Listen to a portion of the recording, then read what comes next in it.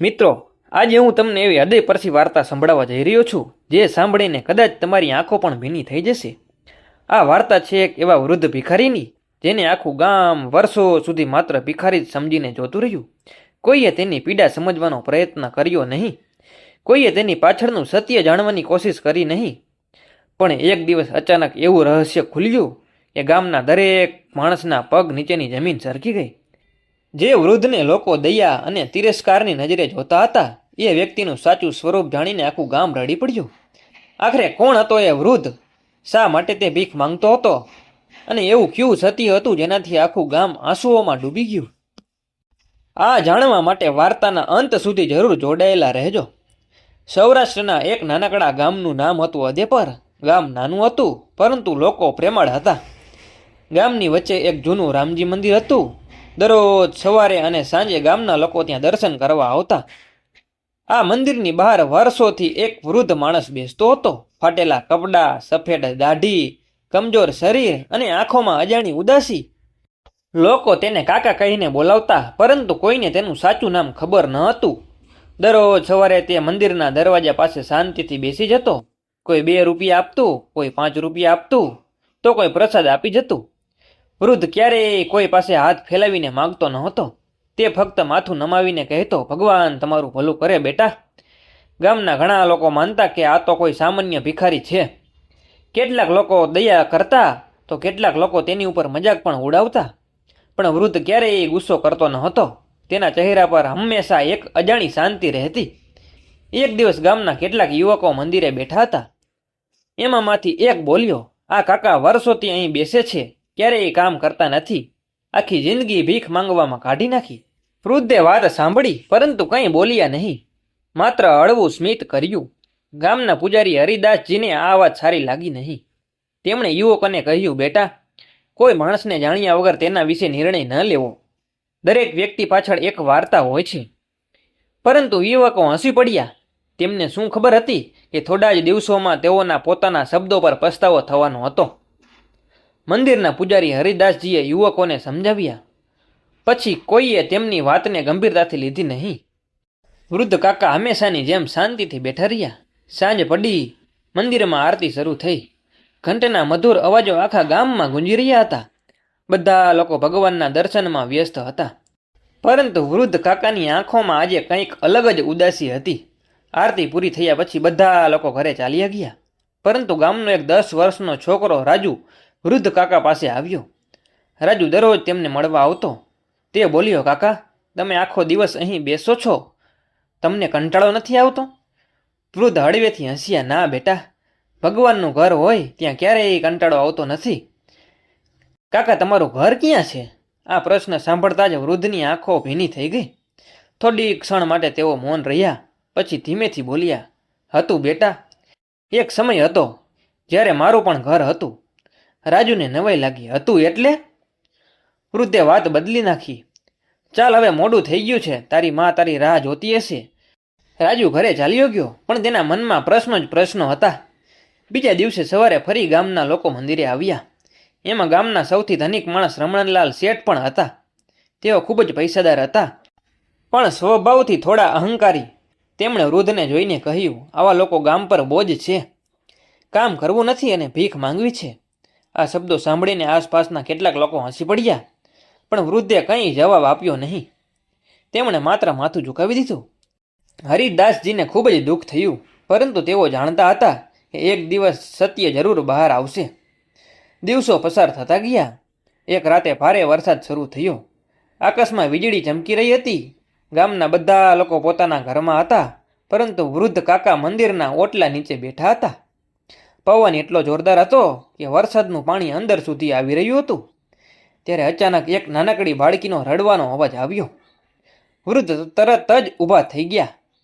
તેમણે જોયું કે મંદિરની પાછળની તરફ એક છોકરી કાદવમાં પડી ગઈ હતી. તે ડરીને રડી રહી હતી. વૃદ્ધે પોતાના શરીરની પરવા કર્યા વગર વરસાદમાં દોડ લગાવી. તેમણે બાળકીને ઊભી કરી, પોતાનો ફાટેલો કેસ તેના ઉપર ઓઢાડી દીધો અને સલામત રીતે તેના ઘરે પહોંચાડી દીધી. બીજા દિવસે આખા ગામમાં આ વાત ફેલાઈ ગઈ. લોકો કહેવા લાગ્યા, આ ભિખારીમાં કંઈક તો ખાસ છે. પણ હજુ પણ ઘણા લોકો તેને સામાન્ય ભિખારી જ માનતા હતા. થોડા દિવસ પછી એક બીજી ઘટના બની. ગામમાં એક વૃદ્ધ મહિલા રહેતી હતી. તેમનું નામ હતું મંજુબેન. તેમના કોઈ સંતાન નહોતા. એક દિવસ તેઓ રસ્તા પર બેભાન થઈ ગયા. લોકો ભેગા તો થયા, પણ કોઈ તેમને હોસ્પિટલ લઈ જવા તૈયાર નહોતું. ત્યારે ફરી એ જ વૃદ્ધ કાકા આગળ આવ્યા. તેમણે લોકો પાસે મદદ માગી અને એક ગાડી રોકાવી અને મંજુબાને હોસ્પિટલ પહોંચાડ્યા. ડૉક્ટરે કહ્યું, જો 5 મિનિટ પણ મોડું થયું હોત તો જાન જતી રહેત. મંજુબેન બચી ગયા. તેમણે વૃદ્ધનો હાથ પકડીને પૂછ્યું, ભાઈ તમે કોણ છો? વૃદ્ધે સ્મિત સાથે જવાબ આપ્યો, એક મુસાફર. આ જવાબ સાંભળીને બધાને નવાઈ લાગી, કારણ કે વૃદ્ધ હંમેશા પોતાને માત્ર મુસાફર જ કહેતા હતા. સમય પસાર થતો ગયો. ગામના કેટલાક લોકો હવે તેમને સન્માન આપવા લાગ્યા, પરંતુ રમણલાલ શેઠ અને તેમના જેવા કેટલાક લોકો હજુ પણ તેમને તુચ્છ સમજતા. એક બપોરે રમણલાલ શેઠનો દીકરો વિવેક ગામની બહાર ફરવા ગયો. ત્યાં તેને કેટલાક લૂંટારાઓએ ઘેરી લીધો હતો. વિવેક મદદ માટે બૂમો પાડવા લાગ્યો. આસપાસ કોઈ નહોતું, પણ થોડે દૂર વૃદ્ધ કાકા બેઠા હતા. તેમણે અવાજ સાંભળ્યો. ઉંમર વધુ હોવા છતાં તેઓ દોડી ગયા. લૂંટારાઓ સામે ઊભા રહી ગયા. તેમણે જોરથી બૂમ પાડી. આસપાસના ખેડૂતો પણ દોડી આવ્યા. લૂંટારાઓ ભાગી ગયા. વિવેકનો જીવ બચી ગયો. જ્યારે રમણલાલ શેઠને ખબર પડી ત્યારે તેઓ થોડા શરમાઈ ગયા, પણ તેઓનો અહંકાર હજુ પણ ઓછો થયો નહોતો. તેમણે ફક્ત એટલું જ કહ્યું, બરાબર કર્યું. વૃદ્ધે ફરી સ્મિત કર્યું, કોઈ ફરિયાદ નહીં, કોઈ અપેક્ષા નહીં. પરંતુ એ રાત્રે હરિદાસજી મંદિરમાં વૃદ્ધ સાથે બેઠા હતા. તેઓએ પૂછ્યું, કાકા તમે આખરે કોણ છો? વૃદ્ધ થોડા સમય સુધી આકાશ તરફ જોતા રહ્યા. પછી બોલ્યા, મહારાજ, જો હું મારી ઓળખ આપી દઈશ તો લોકો મારા આજના સ્વરૂપને ભૂલી જશે. પણ સત્ય છુપાવવું કેમ? વૃદ્ધની આંખોમાં આંસુ આવી ગયા. તેઓ બોલ્યા, કારણ કે મારી ભૂતકાળની ભૂલોના કારણે જ આજે હું અહીં છું. હરિદાસજી ચોંકી ગયા. એટલી મોટી ભૂલ? વૃદ્ધે માથું હલાવ્યું. હા, એવી ભૂલ જેના કારણે મેં મારું આખું પરિવાર ગુમાવી દીધું. આ સાંભળીને હરિદાસજીના શરીરમાં ધ્રુજારી આવી ગઈ. આખરે આ વૃદ્ધ કોણ હતા, તેમનો પરિવાર ક્યાં ગયો અને કઈ ભૂલના કારણે તેઓ ભિખારી બની ગયા? આ બધા પ્રશ્નોના જવાબ હજુ છુપાયેલા હતા. મંદિરની પાછળની બાજુએ રાત્રિનો શાંત માહોલ હતો. આકાશમાં ચંદ્ર ધીમે ધીમે આગળ વધી રહ્યો હતો. હરિદાસજી વૃદ્ધ કાકાની બાજુમાં બેઠા હતા. તેમના મનમાં એક જ પ્રશ્ન ગુંજી રહ્યો હતો, આખરે આ માણસ કોણ છે? વૃદ્ધ કાકાની આંખોમાં વર્ષોનું દુઃખ છલકાતું હતું. થોડા સમય પછી તેઓ ધીમા અવાજે બોલ્યા, મહારાજ, જીવનમાં માણસ જ્યારે પૈસા અને અહંકારના નશામાં અંધ બની જાય છે ત્યારે પોતાના જ લોકોને ગુમાવી બેસે છે. હરિદાસજીએ પૂછ્યું, શું તમારી સાથે એવું થયું હતું? વૃદ્ધે લાંબો શ્વાસ લીધો. હા. આટલું કહી તેઓ ફરી મૌન થઈ ગયા. બીજા દિવસે સવારે ગામમાં સામાન્ય દિવસની જેમ કામકાજ શરૂ થયું. પરંતુ રાજુના મનમાં વૃદ્ધ કાકા વિશે ઉત્સુકતા વધી રહી હતી. તે શાળામાંથી છૂટીને સીધો મંદિરે પહોંચ્યો. તેની સાથે તેની મિત્ર રીના પણ હતી. બંને વૃદ્ધ કાકા પાસે બેઠા. રીનાએ પૂછ્યું, કાકા, તમે નાના હતા ત્યારે શું બનવા માંગતા હતા? વૃદ્ધ થોડા ક્ષણ માટે હસ્યા. બેટી, હું તો એક સમયે બહુ મોટો માણસ હતો. બંને બાળકો આશ્ચર્યથી એકબીજાને જોવા લાગ્યા. મોટો માણસ એટલે? વૃદ્ધે જવાબ આપ્યો, જેની પાસે ઘણું બધું હતું, પૈસા, ઘર, જમીન, ગાડીઓ અને નામ. રાજુ તરત બોલ્યો, તો પછી તમે અહીં કેમ? વૃદ્ધે આકાશ તરફ જોયું. કારણ કે ભગવાન માણસને શીખવાડવા માટે ક્યારેક બધું છીનવી પણ લે છે. બાળકોને કંઈ સમજાયું નહીં, પણ હવે તેમને ખાતરી થઈ ગઈ કે વૃદ્ધ કોઈ સામાન્ય વ્યક્તિ નહોતો. એ જ સમયે ગામમાં એક નવી ચર્ચા શરૂ થઈ. ગામની બહાર આવેલી જૂની હવેલી વેચવાની હતી. લોકો કહેતા હતા, ઘણા વર્ષો પહેલાં આ હવેલી એક બહુ જ ધનિક પરિવારની હતી, પરંતુ અચાનક આખો પરિવાર ગાયબ થઈ ગયો હતો. હવે હવેલી ખંડેર બની ગઈ હતી. સાંજે ચોરાએ બેઠેલા લોકો એ વિશે વાતો કરતા હતા. ત્યારે વૃદ્ધ કાકા દૂરથી એ વાતો સાંભળી રહ્યા હતા. તેમની આંખોમાં અચાનક આંસુ આવી ગયા. હરિદાસજીએ આ વાત ધ્યાનથી જોઈ. તેમને લાગ્યું કે કદાચ આ હવેલી અને વૃદ્ધ વચ્ચે કોઈ સંબંધ હશે. કેટલાક દિવસ પછી ગામમાં એક અજાણી કાર આવી. તેમાંથી શહેરના 2 લોકો ઉતર્યા. તેઓ સીધા સરપંચના ઘરે ગયા. તેમણે પૂછ્યું, શું અહીં એક વૃદ્ધ ભિખારી રહે છે? સરપંચે નવાઈથી પૂછ્યું, હા, પણ તમે કેમ પૂછો છો? શહેરમાંથી આવેલા માણસોએ એક જૂનો ફોટો બતાવ્યો. ફોટામાં એક યુવાન, સુંદર અને ખૂબ જ ધનિક વ્યક્તિ દેખાતો હતો. સરપંચે ફોટો જોયો, પછી મંદિર પાસે બેઠેલા વૃદ્ધને જોયો. તેમને કંઈક સમાનતા લાગી, પરંતુ વર્ષોના અંતરે ચહેરો ઘણો બદલાઈ ગયો હતો. શહેરના લોકો બોલ્યા, અમે ઘણા વર્ષોથી તેમને શોધી રહ્યા છીએ. આ વાત ધીમે ધીમે ગામમાં ફેલાઈ ગઈ. લોકો આશ્ચર્યમાં પડી ગયા, એક ભિખારીને શહેરના લોકો કેમ શોધે છે? સાંજે જ્યારે વૃદ્ધ કાકા મંદિરમાં બેઠા હતા, ત્યારે બંને માણસો તેમની પાસે આવ્યા. તેમને કંપતા અવાજે કહ્યું, સાહેબ, શું તમે મોહનલાલ શેઠ છો? આ શબ્દો સાંભળીને વૃદ્ધના હાથ કંપી ઉઠ્યા. તેમની આંખો તરત ભીની થઈ ગઈ. થોડી ક્ષણ માટે આખું વાતાવરણ શાંત થઈ ગયું. હરિદાસજી, રાજુ, રીના અને અન્ય લોકો દૂર ઊભા હતા. બધા લોકો ઉત્સુકતાથી જોઈ રહ્યા હતા. વૃદ્ધે ધીમેથી કહ્યું, ના, એ માણસ તો ઘણા વર્ષો પહેલા મરી ગયો. શહેરમાંથી આવેલા માણસની આંખોમાં પણ આંસુ આવી ગયા. સાહેબ, અમે તમારી કંપનીમાં કામ કરતા હતા. આ સાંભળીને ગામના લોકો ચોંકી ગયા. કંપની? આ ભિખારી કોઈ કંપનીનો માલિક હતો? વૃદ્ધે માથું નીચું ઝુકાવી દીધું. તેમના મનમાં જૂની યાદો જીવંત થઈ ગઈ. એક સમય હતો જ્યારે તેઓ ખરેખર કરોડપતિ વેપારી હતા. તેમનું નામ મોહનલાલ શેઠ હતું. તેમની મોટી કંપની હતી. સેંકડો લોકો ત્યાં કામ કરતા હતા. શહેરમાં તેમનું ખૂબ જ નામ હતું. પરંતુ પૈસા વધતા ગયા તેમ તેમ અહંકાર પણ વધતો ગયો. તેમણે પોતાના વૃદ્ધ માતા પિતાની અવગણના કરવાની શરૂ કરી. પત્ની અને બાળકોને સમય આપવાનું બંધ કરી દીધું. તેમને લાગતું હતું કે પૈસા જ બધું છે. એક દિવસ તેમના વૃદ્ધ પિતાએ કહ્યું હતું, બેટા, પૈસા કમાવા સારું છે, પણ સંબંધો ગુમાવીને નહીં. પરંતુ મોહનલાલે એ વાતને હસીને ઉડાવી દીધી હતી. થોડા મહિનાઓ પછી તેમના પિતાનું અવસાન થઈ ગયું અને એ દુઃખમાંથી તેમની માતા પણ થોડા સમયમાં ચાલી ગયા. પણ ત્યારે પણ મોહનલાલે પોતાના અહંકારમાંથી બહાર આવવાનો સમય નહોતો. તેઓ માત્ર પૈસા પાછળ દોડતા હતા. આગળ શું થયું, તેમણે પોતાનો પરિવાર કેવી રીતે ગુમાવ્યો અને કરોડપતિ માણસ ભિખારી કેવી રીતે બની ગયો, આ બધું હજી બહાર આવવાનું બાકી હતું. ગામના લોકો હવે પ્રથમ વખત વૃદ્ધ કાકાને નવા દ્રષ્ટિકોણથી જોવા લાગ્યા. જેઓને તેઓ વર્ષોથી ભિખારી સમજતા હતા, તેઓ એક સમયના કરોડપતિ હતા. પણ હજુ પણ સૌથી મોટું રહસ્ય ખુલવાનું બાકી હતું. મંદિરના આંગણામાં ઊભેલા દરેક માણસના મનમાં હવે એક જ પ્રશ્ન હતો. આખરે મોહનલાલ શેઠ સાથે એવું શું થયું કે કરોડપતિ માણસ આજે ભિખારી બની ગયો? શહેરમાંથી આવેલા બંને માણસો વૃદ્ધ કાકાની સામે નમ્રતાથી ઊભા હતા. વર્ષો પછી તેઓ પોતાના જૂના માલિકને જોઈ રહ્યા હતા. પરંતુ હવે તેમની સામે મોંઘા કપડાં પહેરેલા શેઠ નહોતા. તેમની સામે એક સાધારણ વૃદ્ધ ભિખારી બેઠો હતો. મોહનલાલ કાકાની આંખોમાં જૂની યાદો તાજી થઈ ગઈ. તેઓ ધીમેથી બોલ્યા, મહારાજ, કદાચ હવે સત્ય છુપાવવાનો કોઈ અર્થ નથી. આસપાસ ઊભેલા ગામ લોકો પણ શાંતિથી સાંભળવા લાગ્યા. મોહનલાલે પોતાની વાત શરૂ કરી. આજથી લગભગ 25 વર્ષ પહેલા હું શહેરનો સૌથી સફળ વેપારી હતો. મારી પાસે કરોડોની સંપત્તિ હતી, મોટો બંગલો હતો, ગાડીઓ હતી, નોકર ચાકર હતા. પણ મારી પાસે એક વસ્તુ નહોતી. હરિદાસજીએ પૂછ્યું, કઈ વસ્તુ? મોહનલાલે દુઃખી અવાજે જવાબ આપ્યો, સંતોષ. બધા લોકો મૌન થઈ ગયા. હું દિવસ રાત પૈસા પાછળ દોડતો હતો. પત્ની સુનીતા અને મારો એકમાત્ર દીકરો અમિત મને ખૂબ જ પ્રેમ કરતા હતા, પરંતુ મારી પાસે તેમના માટે સમય જ નહોતો. એક દિવસ સુનીતાએ કહ્યું હતું, તમારા દીકરાને તમારી જરૂર છે, પણ મેં જવાબ આપ્યો હતો કે મારે સમય નથી. આ શબ્દો બોલતા જ મોહનલાલની આંખોમાંથી આંસુ ટપકી પડ્યા. રાજુ અને રીના પણ ભાવુક બની ગયા. મોહનલાલ આગળ બોલ્યા, એક દિવસ અમિતનો શાળામાં મોટો કાર્યક્રમ હતો. તેણે ઘણા દિવસોથી મને આવવાનું કહ્યું હતું, પણ હું વેપારની મીટિંગમાં વ્યસ્ત હતો. હું ગયો નહીં. તે દિવસે અમિત ખૂબ જ રડ્યો હતો. ગામના ઘણા લોકો પોતાના બાળકોને યાદ કરીને વિચારમાં પડી ગયા.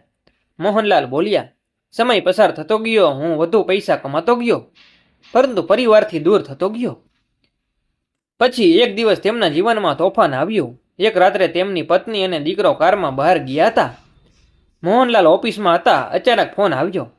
કારનો ભયંકર અકસ્માત થયો હતો. સુનીતા અને અમિત બંને ગંભીર રીતે ઘાયલ હતા. મોહનલાલ દોડી હોસ્પિટલ પહોંચ્યા, પરંતુ મોડું થઈ ગયું હતું. પહેલા સુનીતા ગઈ અને થોડા જ કલાકો પછી અમિત પણ દુનિયા છોડીને ચાલ્યો ગયો. આ વાત સાંભળીને આખા ગામમાં સન્નાટો છવાઈ ગયો. ઘણી મહિલાઓની આંખોમાં આંસુ આવી ગયા. મોહનલાલનો અવાજ ધ્રુજવા લાગ્યો. જ્યારે મારા દીકરાએ છેલ્લા શ્વાસ લીધા હતા ત્યારે તેણે માત્ર એક જ વાત કહી હતી. બધા લોકો આતુરતાથી સાંભળવા લાગ્યા. પપ્પા, કાશ તમે અમારી સાથે થોડો સમય પસાર કર્યો હોત. આ શબ્દો સાંભળીને મોહનલાલ ફફડીને રડી પડ્યા. હરિદાસજીની આંખો પણ ભીની થઈ ગઈ. કેટલીક ક્ષણ સુધી કોઈ બોલ્યું જ નહીં. પછી મોહનલાલ ફરી બોલ્યા. એ દિવસે મને સમજાયું કે પૈસાથી બધું ખરીદી શકાય છે, પરંતુ વીતી ગયેલો સમય નહીં. પરંતુ દુઃખ હજુ પૂરું થયું નહોતું. પત્ની અને દીકરાના મૃત્યુ પછી મોહનલાલ સંપૂર્ણપણે તૂટી ગયા. વેપારમાં ધ્યાન રહ્યું નહીં. ભાગીદારોએ છેતરપિંડી કરી. કંપનીમાં નુકસાન થવા લાગ્યું. થોડા વર્ષોમાં તેમની મોટાભાગની સંપત્તિ ખોવાઈ ગઈ. બંગલો વેચાઈ ગયો, ગાડીઓ વેચાઈ ગઈ, મિત્રો દૂર થઈ ગયા. જેઓ ક્યારેક તેમની આગળ પાછળ ફરતા હતા તેઓ પણ ઓળખતા પણ નહોતા. મોહનલાલે દુઃખી સ્મિત સાથે કહ્યું, જ્યારે મારી પાસે પૈસા હતા ત્યારે હજારો લોકો હતા. જ્યારે પૈસા ગયા ત્યારે હું એકલો રહી ગયો. આ શબ્દો સાંભળીને રમણલાલ શેઠનું માથું શરમથી ઝૂકી ગયું, કારણ કે તેઓ પોતે પણ પૈસાના અહંકારમાં જીવતા હતા. મોહનલાલ આગળ બોલ્યા. એક દિવસ મેં નક્કી કર્યું કે બાકીનું જીવન લોકોની સેવા કરવામાં પસાર કરીશ. એટલે હું શહેર છોડીને નીકળી ગયો. હું ગામે ગામ ફર્યો, ભૂખ્યા લોકોને ખવડાવ્યા, બીમાર લોકોની મદદ કરી અને અંતે આ ગામમાં આવીને રહી ગયો. હરિદાસજીએ પૂછ્યું, પણ તમે ભીખ કેમ માંગો છો? મોહનલાલ હળવેથી હસ્યા. હું ભીખ નથી માગતો મહારાજ. લોકો જે આપે છે તે સ્વીકારી લઉં છું. મને જેટલું જોઈએ એટલું રાખું છું, બાકીનું ગરીબોને આપી દઉં છું. આ વાત સાંભળીને લોકો આશ્ચર્યમાં પડી ગયા.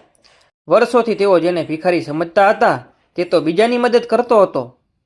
એટલામાં શહેરમાંથી આવેલા માણસોએ એક ફાઇલ બહાર કાઢી. તેણે કહ્યું, સાહેબ, તમને કદાચ ખબર નથી કે તમારી જૂની કંપની હજુ પણ અસ્તિત્વમાં છે. મોહનલાલ ચોંકી ગયા. શું? હા સાહેબ, તમારા જૂના કર્મચારીઓએ કંપની બચાવી લીધી હતી અને આજે એ કંપની ફરી કરોડોની થઈ ગઈ છે. આ સાંભળીને બધા લોકો આશ્ચર્યથી એકબીજાને જોવા લાગ્યા. પણ સૌથી મોટું આશ્ચર્ય તો હજી બાકી હતું. શહેરના માણસે કહ્યું, સાહેબ, તમારા નામે હજુ પણ કરોડોની મિલકત છે. આ સાંભળીને આખું ગામ સ્તબ્ધ થઈ ગયું. એક ભિખારી અને કરોડોની મિલકત. હવે આગળ શું થશે? શું મોહનલાલ ફરી પોતાની સંપત્તિ સ્વીકારશે કે પછી કોઈ એવું સત્ય બહાર આવશે જે આખા ગામને રડાવી દેશે? શહેરમાંથી આવેલા માણસના શબ્દો સાંભળીને આખું ગામ આશ્ચર્યમાં પડી ગયું. સાહેબ, તમારા નામે આજે પણ કરોડોની મિલકત છે. મોહનલાલ કાકા થોડી વાર સુધી નિશબ્દ બેઠા રહ્યા. તેમની આંખોમાં કોઈ લાલચ નહોતો, કોઈ ઉત્સાહ નહોતો. જાણે સંપત્તિનું નામ સાંભળીને પણ તેમના મનમાં કોઈ હલચલ થઈ ન હોય.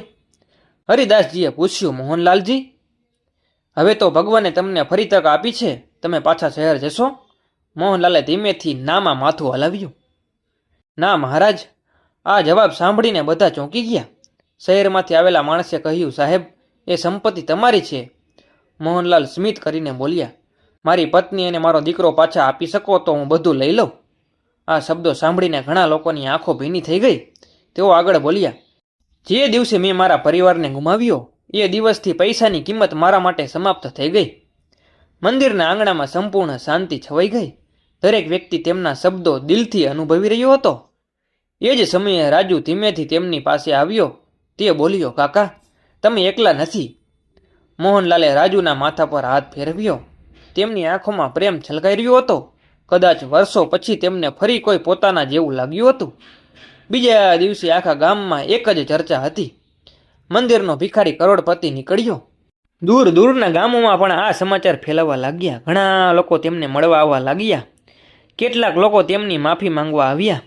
જે લોકો ક્યારેક તેમની મજાક ઉડાવતા હતા તેઓ આજે શરમથી માથું ઝુકાવી રહ્યા હતા.